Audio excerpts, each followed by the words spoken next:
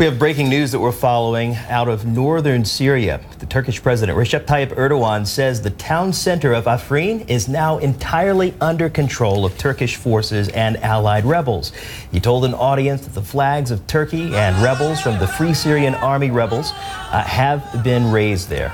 This has been yet another side chapter in all of the fighting that we've seen going in the region. This could be, though, a major turning point in Turkey's Operation Olive Branch against the Kurdish YPG. The offensive was launched back in January to drive the Kurdish militia out of the Afrin region.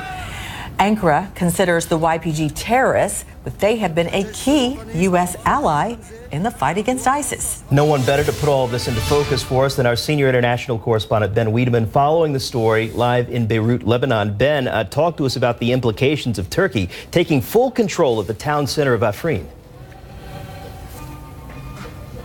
Well, what it appears is that they haven't yet taken entire control of the city. We've seen video of Turkish tanks in the main square in front of the city council and the Turkish flag raised over that city council. Now, according to both the Free Syrian Army, the rebel factions that are armed and trained by the Turks, as well as the Turkish Army's Twitter account, they are engaged in dismantling or defusing mines and booby traps that were left behind by the YPG in the city. The implications are huge. This was an operation that the Turks began on the 20th of January. Initially, they were encountering some fairly stiff resistance, but it appears that the YPG militia has essentially pulled out of the city.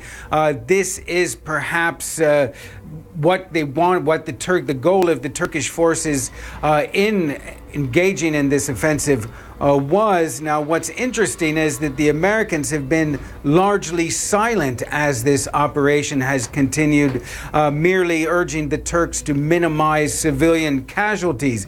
And of course, the YPG was one of the essential allies of the United States when it was fighting ISIS in the eastern part of Syria.